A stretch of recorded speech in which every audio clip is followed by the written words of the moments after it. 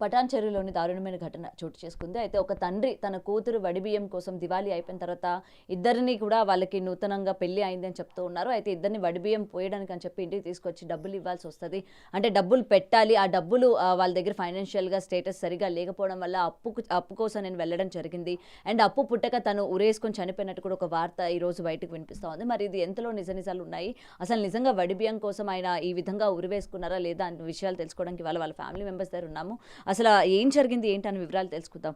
అమ్మ, ఇప్పుడు అంటే మాకు అందిన వార్త ఏంటంటే వడిబియ్యం కోసం మీ అల్లుడు కూతుర్ని పిలిపించుకొని వడిబియ్యం సారి పెట్టాల్సి వస్తుంది, డబ్బులు ఇవ్వాల్సి వస్తుంది. సో దానికోసం మీ భర్త అన్ని చోట్ల అప్పు కోసం వెళ్ళారు. అప్పు పుట్టక రేపు పొద్దున అల్లుడు దగ్గర ఎలా తలెత్తుకొని తిరగాలి అని చెప్పి, లేకపోతే ఏం చెప్పాలో తెలియక ఉరివేసుకొని చనిపోయారు అని చెప్పి వార్త అయితే వచ్చింది. సో అసలు ఏం జరిగిందమ్మా? నిజంగా ఈ డిస్కషన్ అనేది మీ మధ్య వచ్చిందా?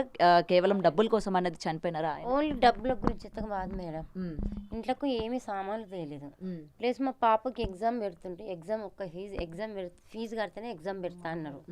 యాక్చువల్గా ఆమెకి ఏమీ రాయలేదు. నేను పావని చందన నేను టీచర్కి చెప్తా, నాకు చేతనైతలేదు, కింద పడిపోయేటట్టున్నా, నువ్వే చేసుకో, నువ్వు వంట చేసుకోద్ది బిడ్డ, నువ్వు నాకు చేతనైతలేదు, మాట్లాడతాను డాడీతోటి.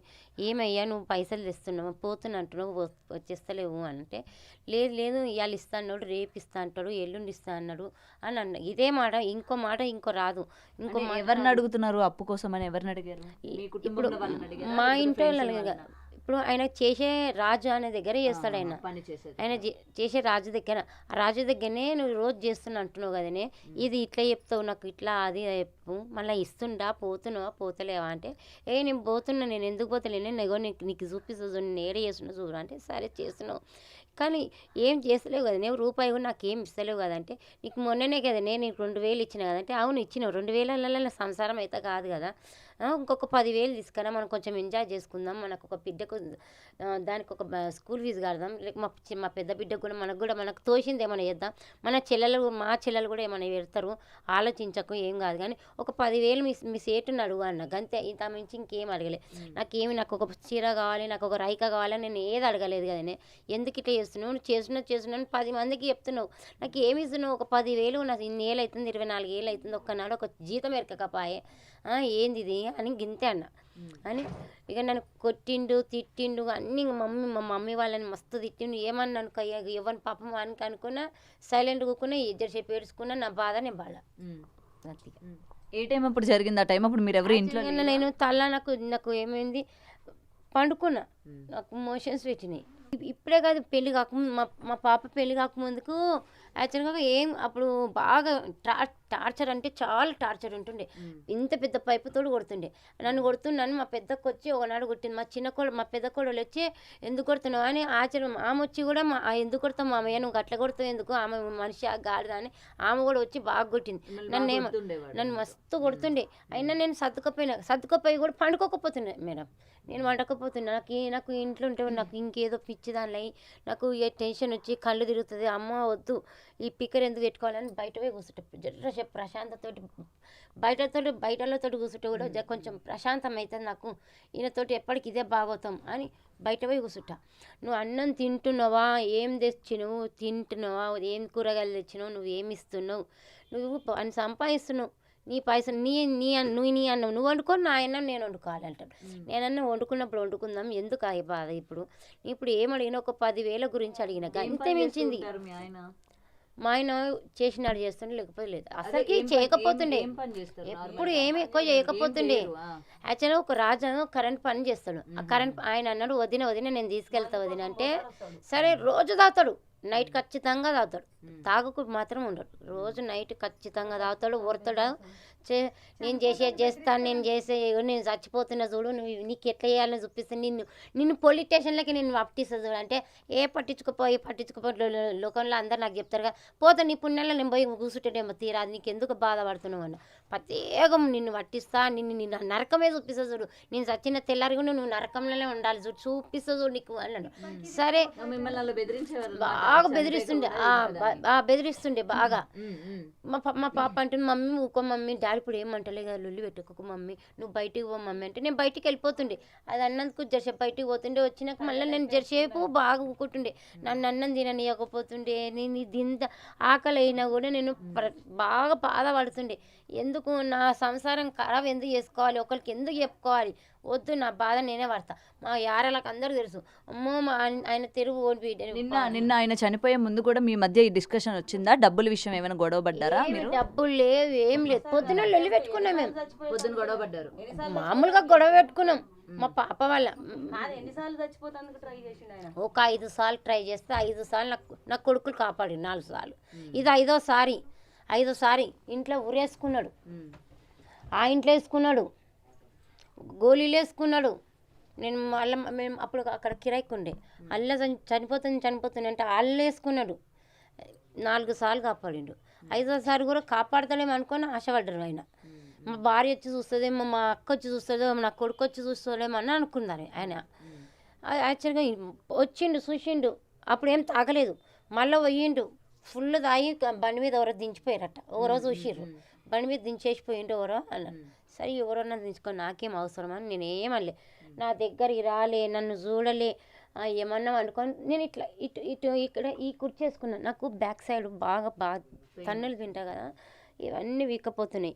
యాక్చువల్గా వెన్నుకాడ సూది ఇప్పించుకునేదండి, ఇప్పించుకోలేదు. అయితే నాకు కూర్చుంటే చాలా ఇబ్బంది అవుతుంది అని ఈ కుర్చీ దాని మీద వేసుకొని కాళ్ళు కొంచెం మందు పెట్టుకుంటున్నా. ఈ దెబ్బకి ఈ బాధకి ఇదన్న ఫ్యాన్ వేసుకొని కాళ్ళ పెట్టుకొని ఇట్లనే ఒరిగి నన్ను చూడలేదు, ఏం చూడలేదు. నేను కొంచెం చూసిన, అమ్మ ఇలా చెప్పులో నొయ్యలేవో ఇక్కడ పోయింది నాకు కోపం వచ్చింది. ఒక మాట అనుకున్నాను, నా బాడకం ఇది నన్ను ప్రాణానికే ఉన్నాడు, నా మనసుకి నన్ను చంపుతాడో అనుకున్నా, నా మనసుకు నేను అనుకున్నా. చూస్తే ఏం లేరు, అమ్మో చెప్పులు ఉన్నాయి ఉన్నట్టు. యాక్చువల్గా నాకు పెళ్ళి నేను అవి కుడతా. నేను ఇవాళ పెళ్ళి, నిన్న బట్టలు తీసుకుని నేను 2 గంటల దాకా అనుకున్నాను. నాకు అమ్మ వద్దు, లేచాను ఇద్దామమ్మో, ఈ పెళ్ళి గిరాకీ బాధ ఉంటుంది అని. ఈయన వచ్చి మళ్ళీ సాపేసుకుంటాడు. నేను సాపేసుకుంటే మళ్ళీ గొడవ పెట్టుకుంటాడు, కావాలని తీస్తాడని చక్కగా లేచి కుట్టినా చూడు. కుడుతుంటే మా చిన్న కోడలు చూసిందట. మా అమ్మ మొదలే పిరికిది అది. ఆమెకు భయమైంది, చూసేవారికి భయమైంది. ఇన్నో ఉంది మేడం, చెట్టు ఇన్నో ఉంది.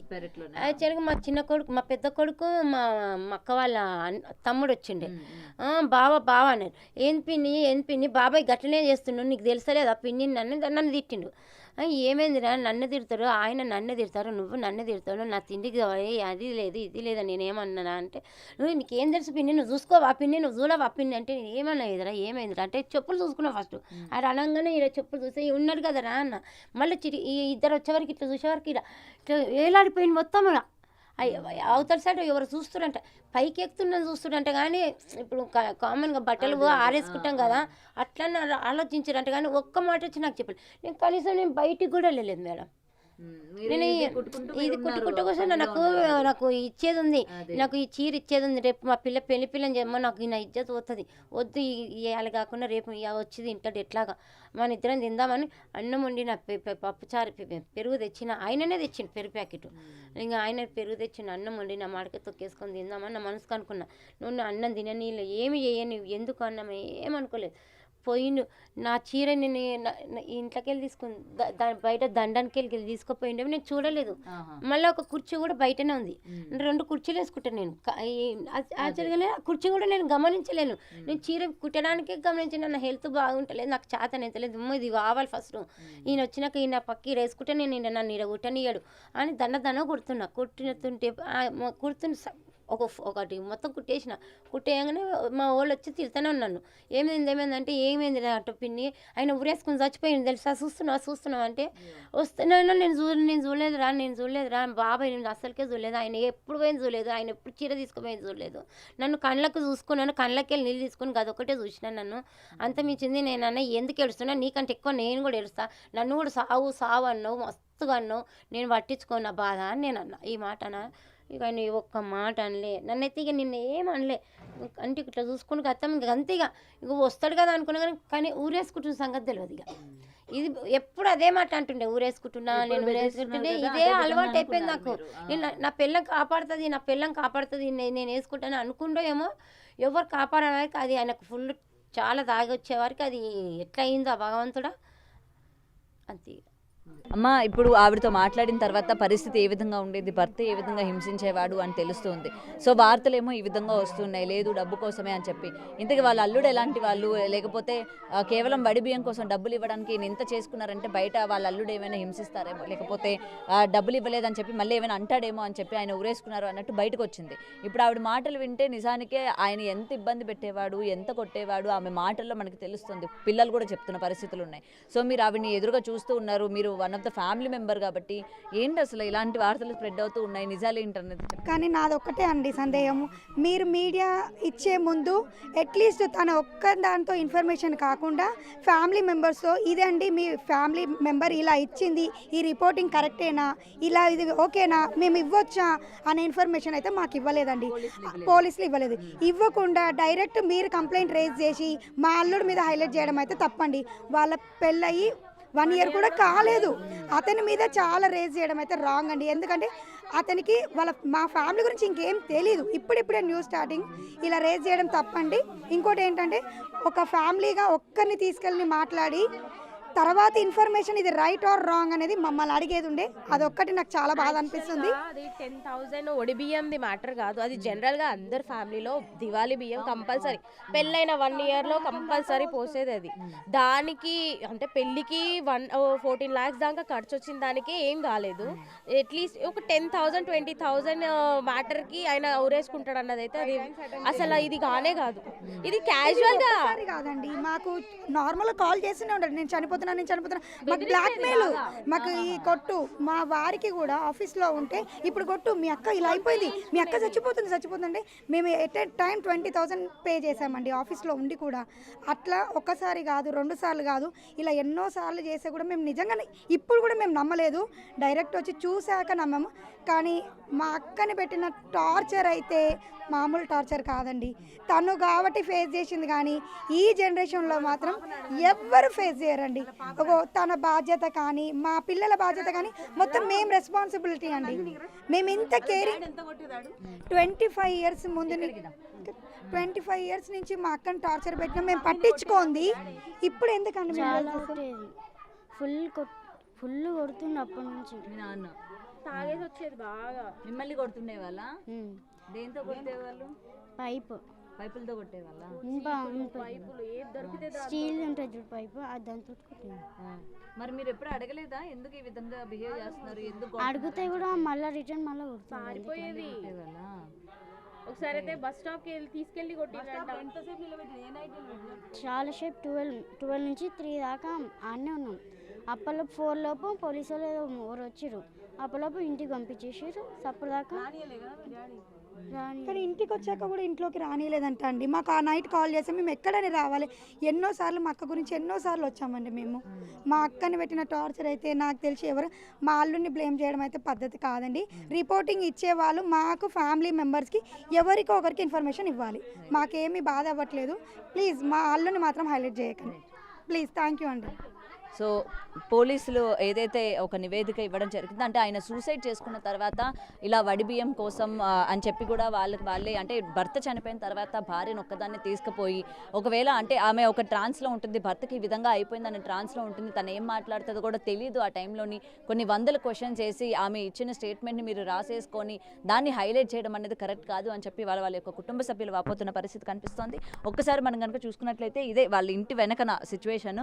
ఇక్కడే ఆయన చీర ఏదైతే ఉందో ఆమె స్టిచ్చింగ్ చేస్తూ ఉన్నారని చెప్తూ ఉన్నారు. సో ఆమె చీరని తీసుకొని వచ్చి ఇక్కడ హ్యాంగ్ చేసుకున్నట్టు కూడా తెలుస్తుంది. ఇదే చెట్టుకి వీళ్ళ ఇంటి వెనక వేప చెట్టు ఉంది. సో ఇక్కడ నుంచి ఆయన వెళ్ళి ఎక్కి ఆ పైన వేప చెట్టుకి ఆయన ఆ చీరను కట్టి ఇక్కడే ఆయన హ్యాంగ్ చేసుకున్నారు. అయితే ఎప్పుడు లాగానే ఆయన బెదిరిస్తూ ఉండేవాళ్ళు అని చెప్తూ ఉన్నారు. ఇది ఫస్ట్ టైం కాదు, 4-5 సార్లు నేను చనిపోతాను అని చెప్పి బెదిరించేవాళ్ళు. అప్పుడు ఎవరో ఒకరు చూసి కాపాడి దించేవాళ్ళు అని కూడా చెప్తూ ఉన్నారు. మరి ఈ రోజు కూడా అంటే నిన్న జరిగిన ఘటనలో కూడా ఆయన ఇదే విధంగా ఫుల్గా తాగి వచ్చి నేను చనిపోతానని చెప్పిన తర్వాత భార్య ఎప్పుడు అంటనే ఉంటారు కదా, ఆయన ఇలానే అంటాడు, మళ్ళీ యథావిధిగా వస్తాడు, ఇద్దరం కలిసి అన్నం తింటాము అనుకున్నాము, ఈ విధంగా అవుతుందని నాకు తెలియదు, ఆవిడ స్టిచ్చింగ్ చేసుకుంటూ కూర్చున్నారని చెప్తూ ఉన్నారు. ఈ లోపు మనకి ఆపోజిట్ బిల్డింగ్లోని వాళ్ళు చూసి ఇక్కడ ఏం జరుగుతుందో ఒకసారి చూడు, ఆయన హ్యాంగ్ చేసుకున్నారు, చనిపోయారు అని అక్కడ వచ్చి చెప్పినంత వరకు కూడా నాకు తెలియలేదు ఈ విధంగా చేస్తారని చెప్తూ ఉన్నారు. సో ఏదైతే ఫేక్ న్యూస్ బయటికి స్ప్రెడ్ చేస్తూ ఉన్నారో ఈ విధంగా వాళ్ళ అల్లుడు గురించి కావచ్చు, ఎందుకంటే ఇవాళ వాళ్ళ భర్త చనిపోయిన తర్వాత కుటుంబం మొత్తాన్ని ఆదుకునేది అల్లుడే కాబట్టి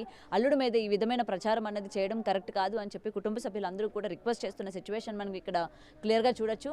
అయితే ఎప్పుడు కూడా తిట్టేవాళ్ళు కొట్టేవాళ్ళు పైపులతోని రాడ్లతోని, సో చిన్నపిల్లని కూడా లేకుండా పిల్లల్ని ఆడపిల్లలను కూడా లేకుండా ఆడపిల్లల్ని కూడా కొట్టేవాళ్ళు, రోడ్ల మీద కొట్టేవాళ్ళు, బస్ స్టాపుల్లో వదిలేసిన పరిస్థితులు ఉన్నాయి.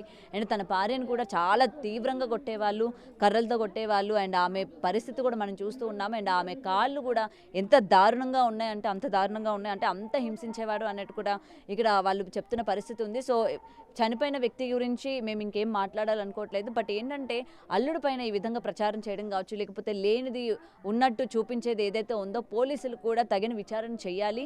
ఏం జరిగిందో ఏంటి అనేది క్లియర్గా తెలుసుకోవాలి. ఫ్యామిలీ మెంబర్స్ ముఖ్యంగా భార్య ఇలాంటి సిచ్యువేషన్లో ఉన్నప్పుడు కుటుంబ సభ్యులతోని మాట్లాడి ఏం జరిగింది ఏంటి, ఆయన ఉరివేసుకోవడానికి గల కారణాలు ఏంటి అని మమ్మల్ని క్లియర్గా అడిగి అప్పుడు స్టేట్మెంట్ అనేది మీరు రాసుకోవాలి. కానీ మీకు నచ్చినట్టు మీరు రాసుకొని దాన్ని మీడియాకి ఇవ్వడం అనేది కరెక్ట్ కాదు అని చెప్పి వాళ్ళ కుటుంబ సభ్యులు డిమాండ్ చేస్తున్న సిచ్యువేషన్స్ మనం ఇక్కడ చూస్తూ ఉన్నాం.